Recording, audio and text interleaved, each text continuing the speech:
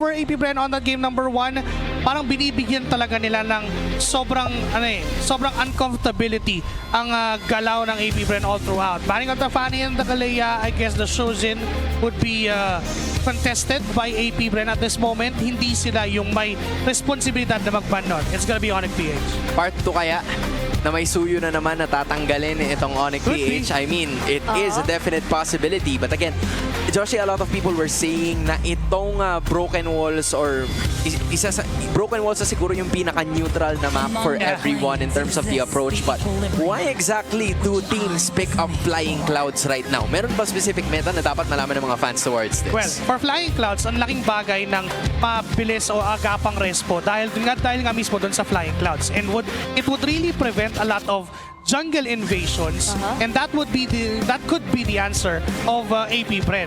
Kanina pa sila ginugulo sa jungle, and maybe this Flying Clouds would be an answer na kung mabilis makakarespo, even though mag-back ng mabilis o mapaback yung mga members natin, at least merong way para makabalik ulit ng mabilis. Siguro din more on the dive composition na pinaka nagbe-benefit din when it comes to the Flying Clouds.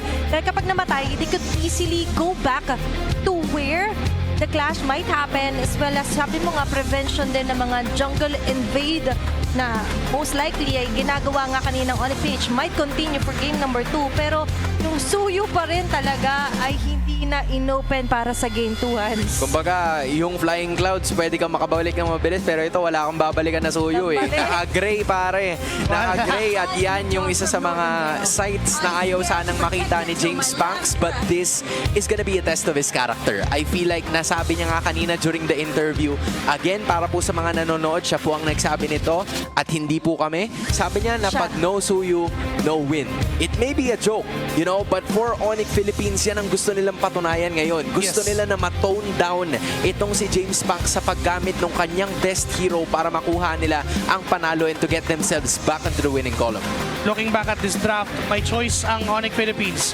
Are you gonna give the Jushin or the Sora ang tatanggalin ng Onic Philippines? Kung tatanggalin nila ang Jushin dito, that would give Apbr the Valentina first pick. Pero kung di nila tatanggalin, instead of a Sora, i-force nila yung Jushin, tapos kukuha sila ng on the likes of Lilia, on the likes of Akimi, even Farsa for Super Friends that could really reach that Jushin. Plus, getting a roamer na kayang mag-toe-to-toe aggressive doon sa gagawin na lineup ng Apbr. Actually, yun nga yung kaninang hinahanap natin yung Valentina na option din kung sakali. There are multiple mid-lane heroes that are open for game number 1 para hindi nga natin na-witness. Pero kung sakaling nga kunin Jushin, might as well lock in nga yung mga like sa Daksha pa rin here kung sakali. Just to limit yung traction na makukuha dito ni Aqua. Sobrang iba ngayon.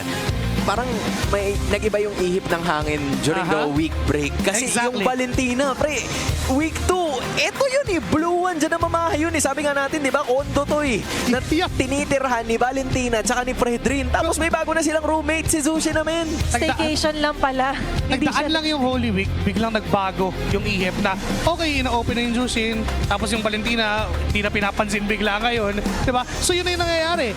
And for Onic Philippines, pwede silang kumuha ng glue ngayon dahil wala nang Vexana or Faramist threat. Tapos ayan, yung sinasabi nating roamer na kaya nga na nag-back siya pa rin ito si King Kong. So andyan yung aggression pa rin, yung bilis ng galaw, parehas tong heroes na to na kayang pumunta from point A to point B ng 2 segundo lang. Yung rotations, no? I think yun pa rin, dun pa rin nakabangko ang Onic PH kasi nakita nila kanina kung gaano naging super effective ito towards the possible rotations or ikot na ginagawa nitong Apbr. Sure, magkakaroon sila ng competitive edge towards the team fight dahil meron sila nung Zushin, pero kailangan pa ng konting layering ng skills para dito sa Apbr to make that happen. Kasi sa ngayon, dalawang tanky heroes na ang kaharap nila ngayon facing Onic Philippines. Now, may option kasi ang Onic Philippines dito. If kukuha ang Apbr ng mga setup type of heroes like a Grok or Okay, then pinalik lang yung blue para hindi rin magkaroon ng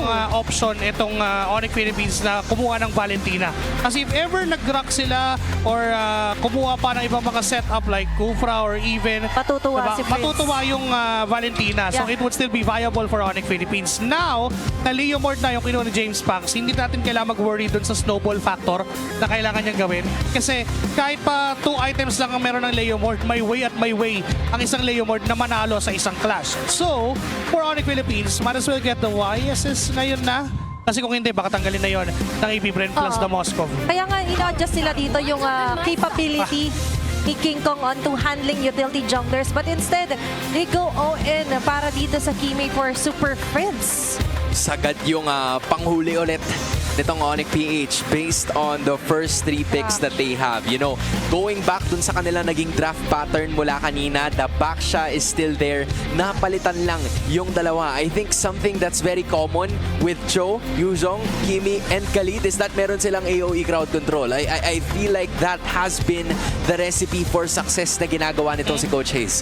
Kahit pa sabihin mong guluhin ka ng blue or masyadong malikot yung isang Joshin, the fact na pag nagkamali sila ng pwesto might be caught by the AOE of these heroes, yun yung pupuhunanan ng Onic Philippines. Banning out the Harif. That would give an impression na kukuha ng carry ang side ng Onic Philippines. Nagtatanggal sila ng isang magandang matchup dun sa gold lane or even on the likes of a Moskov para may own survivability, and still the YSS is still on play dito for Onic Philippines. Pwede pa nilang kunin at kunin yun. It's all about making it easy for Savere, no? Yun yung nagiging setup player for Onic PH. At yung plano ay pahirapan naman si Shizu sa kabila. Kasi nandun yung Baksha, nandun yung Khalid. So again, access to the backlines is really gonna be apparent dito para sa kupunan ng Onic Philippines. So kung ikaw ang Apbr, tinanggal na yung Haret itong si Shizu na dapat sana ay magiging mas madali yung galaw niya at that moment. But yung CC, hindi pa rin talaga nila binibigay towards dito kay Kirk. I feel like the Arlot is about to get banned as well. Pero feeling ko, considering the situation, baka pwede nilang i-handle yan. But again, it's Kirk we're talking about. They might as well take it out. Tanggalin mo na lang yung comfort, kumbaga. Pero like what you've said about, pwede naman nilang galawan at some point. Pwede naman sila kumuha din ng full views on their Blue 4, Blue 5. I-bait out nila yung Arlot pick plus sa Onic Philippines. So again, that could be a good option for Apbr. But meron pa ring presence na baka nga yung YSS pa yung tanggalin. Tanggalin yung comfort, kumbaga, kay Savero. May present pa na Obsidian, Moskov, and that carry ban. Maaring Kulod din yung gamitin ng Onic Philippines. There are a lot of gold laners available for both of these teams.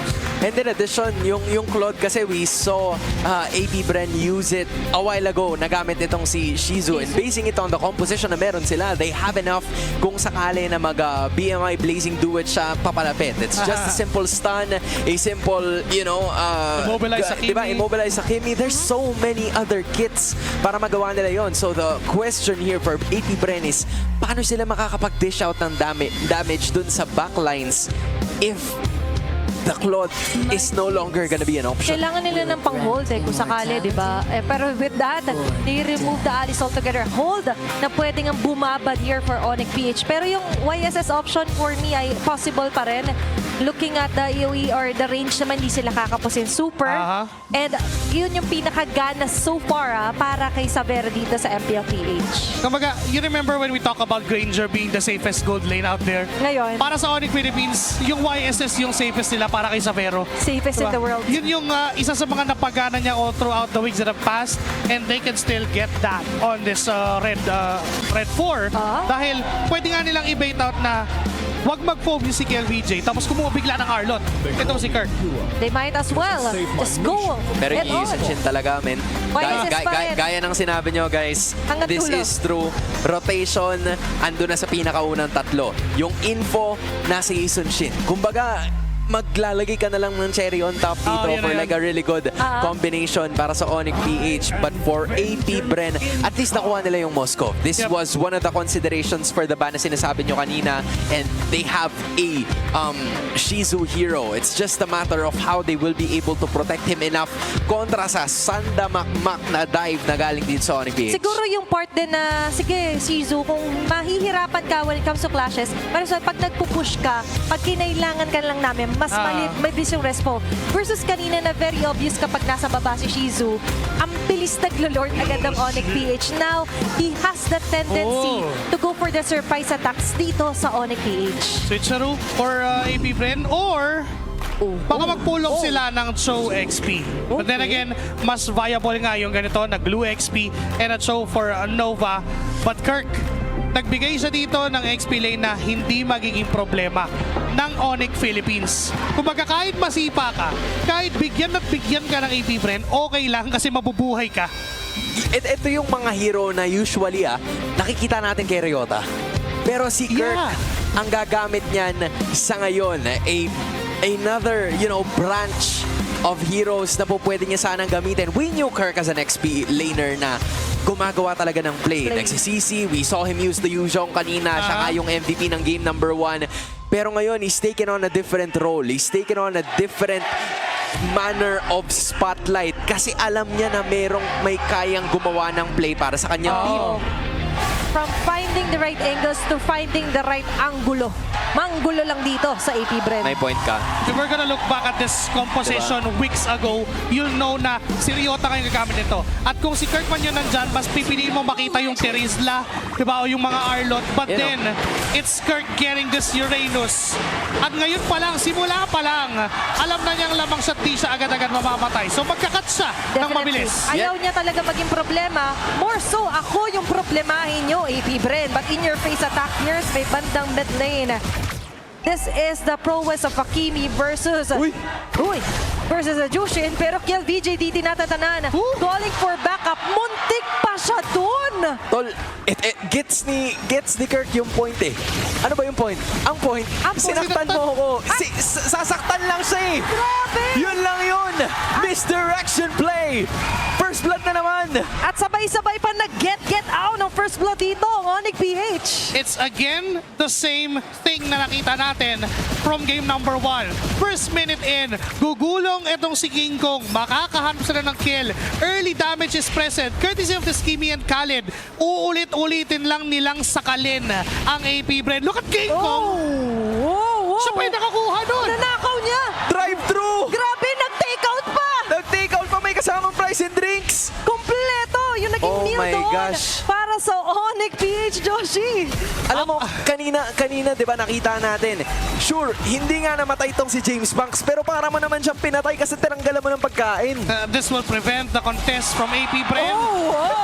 And look at Super Prince. Oh my gosh. Totoo ba si Super Prince nung nakikita natin gumaganito? Because of what Onic did, wala nang chance kumontest ang AP Bren for this turtle. 3 seconds in, pa-respawn. Yes, makakasilip si Nova. Makakasilip din etong si Aqua. But then again, there would be no jungler from AP Bren na magko-contest niyan. Level 3 pa lang siya, si King Kong pa 5 na. Easy turtle yet again ba ito? Kasi nag-a-attempt pa lang lumapit ang AP Bren. In your face na naman si Kirk and Super Fence. And a free turtle again for King Kong. Diretso invade, deny ng jungle ng AP Bren. And not only that, even Kiel BJ napipilitin na sumama. Brusco on to James Banks. Grabe naman yung abang niya. Sobra na yung delay sa level ni James Banks. To level 4. Sandstorm! At hindi doon magtatandaan. Mapapatay naman siya sa dulo. Medyo pinanggigilan ni Brusco. Nakita niya level 3 pa lang yung Oyabak. Sabi niya, sige, ito na yun. Kaso siya, yun nasaktan sa pagkakataon na yun. But still, Onic PH. Wow, 3-level disparity from King Kong and James Pangs. Hanggang ngayon pa lang magpo-4 si James Pangs. Ngayon lang siya tinigilan ng Onic Philippines. At meron ng way ang Onic Philippines ngayon na, okay, sige, kahit sino, pwede nating guluhin ng ganyan. Again, we have a lot of sustainability. Oo, siya tinigilan, pero ito hindi tinigilan talaga. Kiel VJ going down. Hindi talaga siya tinantanan dito nila Kurt tsaka ni Super Friends. Tumba si Patrick. Bulagta eh. Bulagta si Patrick. Ang hirap na ng buhay ngayon para sa AP Bren. Nasa punto na sila na kapag nag-call sila, okay, yung glue naman yung puntahan natin, okay, yung Leo mode yung puntahan natin, lahat magiging successful sila. The way na nakapag-scale up ng sobrang bilis yung mga members sila, 101 for Super Friends at walang threat sa kanya. At ang malala pa doon, ito yung first time na nakita natin si Savero sa screen. That doesn't, again, bode well, pero yun na naman yung Raging Sandstorm. May palag! Okay, ito yung magiging palag. Super Best Bolt. We call up guard para meron na yung Green Burger. Tatapos Wow! di Aqua. Getting the kill. Ito yung balibag serye para sa AP Brand. Kong? Bumabawi with King Kong? double kill. King Kong as well with a double. First of all, kinawalan. At hindi niya makakawalan sa sides niya dito. Sila Aqua with a triple kill. Will he go for the Oh mid? my gosh! At ngayon, Nakatakas. hindi man nakakuha ng kill ulit to si King Kong. Pero hindi yata na patatakasin basta-basta dito. Papanatan nila si Sila King. Loven, Kill VJ, gagante. Andun yung mga Shunpo. Pero Makakawala. slam as well. Pero Men. buhay pa rin si King Kong. Men, gusto sanang pumalag ng mga bubuyog na nakuha sila sa kill. Pero hindi nila kinaya yung kunat ni King Kong. Lampas 1 minutong nasa gitna ng screen natin si King Kong. At lampas 1 minutong may bumabakbak sa kanya sa AP Bren. But then, he lives his life. Hindi pa siya namatay. Kanya pa yung turtle. All because of the sustain na meron ng Onic Philippines and all because of the damage na kaya nilang ibigay as early as now. Oh my gosh, daylight robbery. Tawagin mo na si sino ba yung si Atom Araulio, men. May nakawan na naganap. Oo, Legit, sobrang daming nangyari. Kailangan i-document. Ayan na nga, nandyan na mismo sa harap si Kirk. Nangangapit bahay na. Na para bang siya yung taga dyan talaga mismo. They're committing all their skills. Si Kirk makakatakas pa yata, pero nadabot. So there is enough. And it took 4 members just to take him down. Pero kanina pa daw kasi siya nandun eh. Oo. Namumuro na eh. Kinailangan ng palaga ng AP Bren as they get their 4th kill. Sa tagal niya doon, ang daming nakuha ng Onic Philippines. Ang daming binuhos ng AP Bren just to Sobra. take down one single hero na hindi naman nila talaga problema sa Clash at this point. Ang nagiging problema lang ng AP Bren is yung damage output na binibigay and yung peel na meron ng Onic Philippines. Kahit pa kasi gaano katagal na tumagal yung Clash na yon, hindi nila mababawasan yung kalid. Lumuluhod yan. Wala silang pantanggal other than ma-knock up ni Nova o masipa, but then you wouldn't waste your resources just to do that.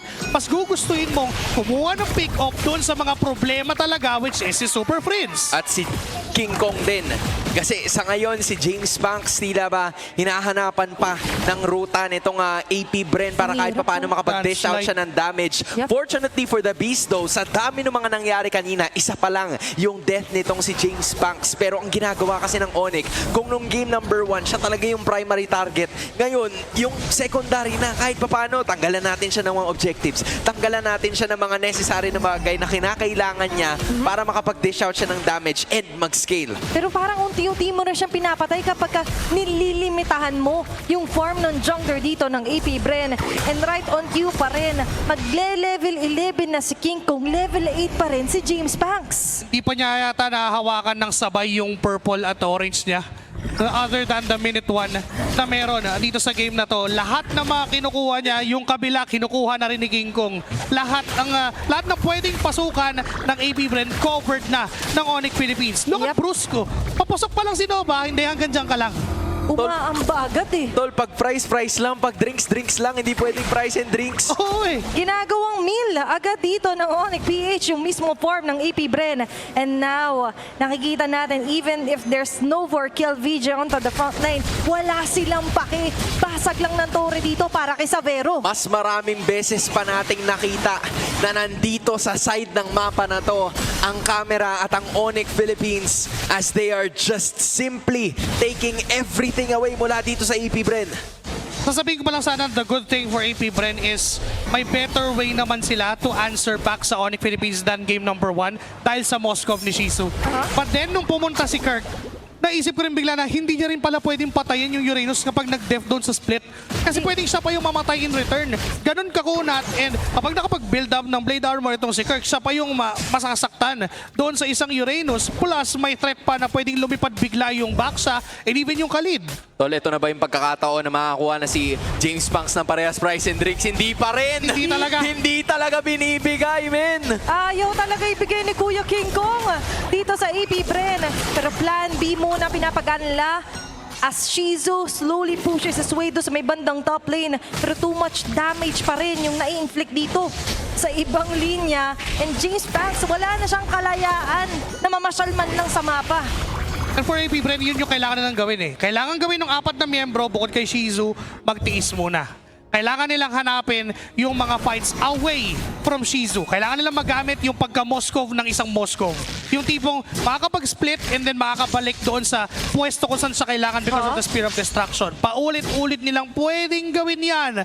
But hanggang kailan? Onic Philippines is slowly building up the damage that they have. Super Prince, King Kong, even Deathless dito sa laban. And pwedeng isang punggo nung Baksa, isang talon ni Brusco with the Raging Sandstorm, maaaring mabura yung sinong nasa harap ng AP Bren. Alam mo, this suddenly turned out to be a 4-1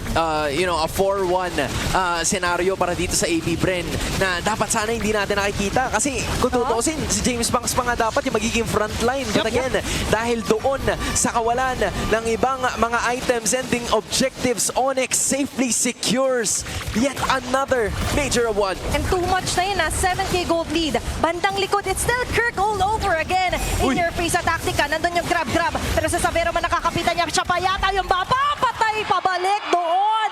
What a play here for Onic. May Lord na nga, may kill pa. Nagbabadya pang bumasag ng tore. So many unanswered mula sa AP Bren, all to protect King James. Ang tanong ay hanggang kailan nila magagawa yan dahil nakukuha ng mga items. Okay, jumping in agad din sila Brusco. Instant kill on the James Banks. Frontline naman, matatanggal na rin sila Nova. Aqua, may stack na slow snare. Kahit madampot niya si Kirk, okay lang kay Kirk. Kasi ngayon, another turret na naman na makukuha ng Onic PH. And not only that, si Aqua pumapala pero nakapalikin na agad ang apat. Tatalo naman ni Kiko sa pinakalikod. Sinalubong ng gulong ang AP Bren. Sinalubong na rumaragas ang truck na si King Kong. Ang pagkuha na naman ng kamatayan ng ilan sa mga beasts. They wanna push forth. Okay, wala na yung mga protection here onto the top and mid lane turret for AP Bren.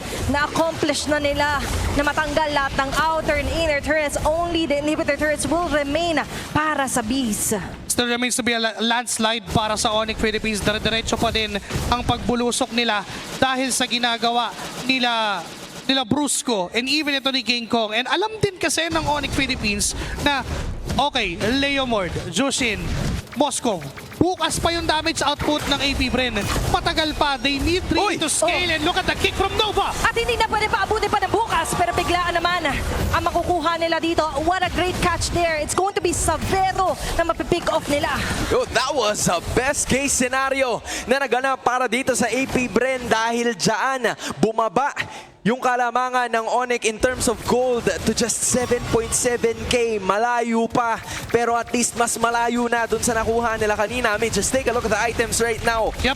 8, almost 1,000 yung kalamangan ni King Kong dito. The good thing for AP Bren, buo na yung Trinity na meron to si Shizu. May way na silang pumalag ng front to back and they don't have to really extend to the backlines just like what KLVJ did doon sa prior clash na nangyari onto Savero. And now, meron na silang choices. Unti-unti silang nagkakaroon ng ways para tapatan yung lineup na meron ng Onic Philippines. It's just that it still goes the same for Onic Philippines. Yung mga items din nila ay unti-unti nang nabubuo and yung damage output is still present. The only thing na pwede pang gawin ng AP Bren is to burn the resources as efficiently as possible by getting the most appropriate target at the moment. Okay, nagbubunga na yung tiis pogi. Sobrang laking bagay talaga ng clear. Hindi lang nakakapagpatanggal ng Dundraft, nakakapagbagi din ng farm para dito kay Shizu. At kani-kanina lamang, yung sabi natin, saan ba manggagaling yung damage? Meron naman. Problema, hindi nila maibato yung damage dahil yung Lord wala na silang aabutan. And a fast Lord take para sa Onic PH. Tol, just the minor moves, the little movements na ginawa ng Onic kanina, they were freezing the entire time yung mga minion waves from what we've been seeing. And then afterwards, as soon as lumabas yung susunod na Lord, hindi man lang nila binigyan ng tsansa ang AP Bren na makatagos doon as the next Lord is about to spawn in a few seconds. Actually, hindi lang yung Lord yung ginagano nila eh. As long as lumabas yung orange buff ni James Banks, nandun na yung tatlo. Tama. Nandun na yung dalawa. And KLBJ, all he needs to do is try and sustain this. Kailangan pa rin tiisin, my Lord, sa itaas. And pag kung isasabay-sabay ng Onic yung pasok ng gulong ng Baksa, yung Raging Sandstorm, may damage yung Kimi, it can be too much to handle for AP Bren, pero it all boils down to Nova getting the target. Kailangan siya yung mauna. But how long can they do that? as Onic Peach now slowly marches onto the base ng Apbr. Nandito yung salubong ng alahati at buhay Shizu. Nandun yung mga sibata. But the turret already been destroyed. Wala nang matitirang tulong mula sa mga tori dito ng Apbr. It's only the base turret remaining. Aatras ang slight ang Onic. May nagbabadya uling panganib dito, Hans. Pero Souls there, nagkaroon ng enough snacks. This is gonna be the case. Sino ba na naman na nasa likod? Okay, nandiyan yung salubong kasi SOD tatama. Ito naman, Shine Sa at pero- Shizu kasama